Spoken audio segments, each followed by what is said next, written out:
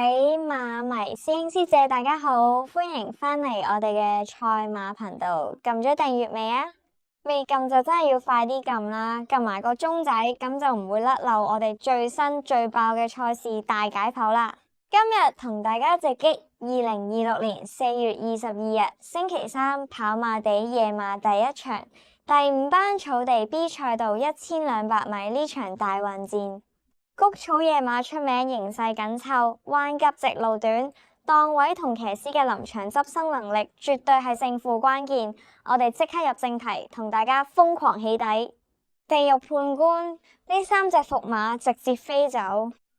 號快活同盟頂磅作戰，形勢吃虧。第一隻要話大交叉嘅係1號馬，喺谷草呢啲急彎窄路孭住135磅頂磅跑，真係極度吃力。仲要出閘笨拙，5班賽事馬匹質素參差，經常出現擠阻。重磅馬一旦被打亂步調，就極難重新加速。直播率太低，直接飛走無眼睇。3號力險大將，新騎師操刀，谷草凶多吉少。第二隻要堅決放棄嘅就係3號馬。大家都知跑馬地賽道出名蝦人騎，步速變化極大，對騎師嘅走位同經驗要求係全港最高。谷草5班大混戰，分分鐘連位都攝唔到，全程被逼食風走外碟，凶多吉少。7號戰騎飛，跑法被動，姍姍來遲。第3隻要踢走嘅係7號馬，呢隻馬致命傷係走勢極度被動，經常留得太後。谷草直路全港最短，如果早段唔能夠咬緊主車群，入直路根本追唔切。喺5班呢啲講求主動性嘅賽事，呢類被動馬往往只會成為冷氣軍師，慳翻啲彈藥好過。清走晒啲伏馬，即刻睇下邊幾隻馬係今場嘅完美 package。2號跑得好快，降班猛虎穩如泰山，全場最值得重注嘅，毫無懸念，一定係黎超星馬房嘅2號，跑得好快。呢隻馬今季跑咗8次，最叻只係跑入1席第3。不過最關鍵嘅係，隨住評分不斷減，佢今個星期三終於首次降落5班跑。幕後擺明車馬有計，我哋一齊睇下片先。準備好，你一開閘嘅時候啦，前面快閘嘅馬有比特星，外邊可靠大師啊，第3位呢，仲開心孖寶內。第4金發盛世啊，響外邊橙衫進佔第3啦，仲有怪獸波士啦，最出黃衫就好多利高啊。後啲嘅馬匹啦，星雲笑着藍衫白帽向中檔嘅，外邊中橫天下啦，內欄尾4有驕陽紅心啊，後邊3匹馬新力驕跑得好快，方圓星係暫時殿後啊，過晒呢個800米段處啦，前面放嘅馬呢就可靠大師啊，放咗出嚟呢，接嚟咗個幾兩個馬位喎，跟住喺第2位嘅馬比特星啦，怪獸波士啊第3啦，好多利高第4，中間第5呢仲開心孖寶啊，內欄位置啦，仲有金發盛世，外邊就中橫天下，後邊嗰5匹馬星雲笑着驕陽紅心新力驕啊，尾二跑得好快，暫時殿後仍然係方圓星嚟噶。好啦，入彎嘅時候啦，可靠大師之嚟咗一個身位入嚟啊，比特星響佢後邊啊，再見到揈出去外邊追嘅嘛，有怪獸波士啦，中檔位置仲有金發盛世開心孖寶啊，最出嗰邊係星雲笑着啊，最後100零米可靠大師拋嚟咗一個身位到啦，外邊追上嚟啊，星雲笑着個勢頭相當勁啊，中檔位置仲有開心孖寶入邊呢，仲見到驕陽紅心接近終點第1名嘅馬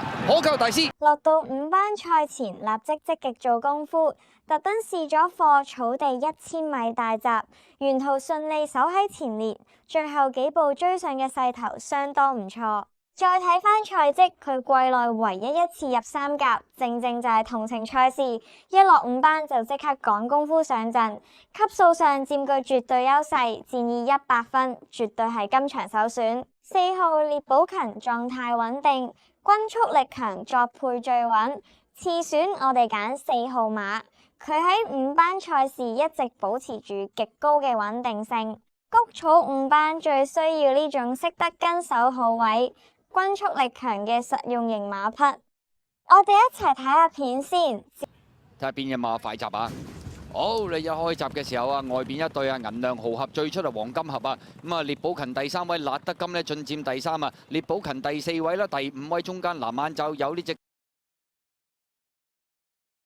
機械騎士外邊呢，黃衫紅帽係節節有福啊，後多層啦，紅眼罩、淺藍衫呢，內欄位置啦，就係呢隻謙謙君子啦，外欄淺藍衫、淺藍帽呢，仲有風采人生啊，後邊嗰4匹馬威德勇士啦，一路歡騰啦，尾二係鼓浪高升3字殿後，係嗰隻天火同心嚟㗎。好啦，轉緊彎嘅時候啦，前面放嘅話就黃金盒嚟㗎，第2位外邊就銀亮豪俠啊，第3位出邊紅眼罩節節有福內欄，第4辣德金啊，第5位有呢隻機械騎士啦，攞出去外邊追㗎嘛，風采人生啦，紅眼罩最出嗰隻謙謙君子嚟㗎，最後200米到啦，咁啊黃金盒佔先，有少少內閃啊，壓咗埋去嗰隻辣德金度啊，呢個時候銀亮豪俠上緊，外邊風采人生追緊，中間仲有節節有福啊，接近終點外邊冚上嚟落班即贏啊！只要起步順利，守喺中前列嘅黃金包廂位慳水慳力，入直路拉出嚟，絕對有足夠抗衡能力，係作配腳嘅最穩陣之選。8號天喜運輕磅突擊，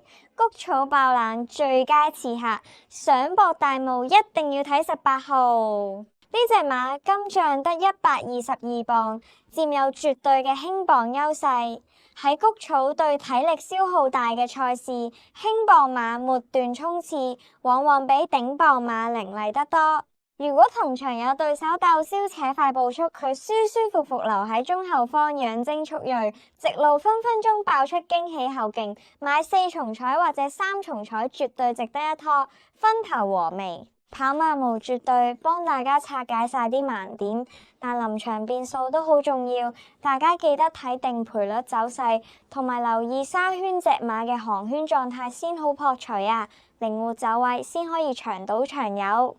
覺得今次呢個全方位分析夠晒立體，幫到手嘅，記住即刻俾個 like， 分享俾你身邊一齊睇馬嘅朋友、馬迷朋友，祝大家今場大豐收！我哋下次見。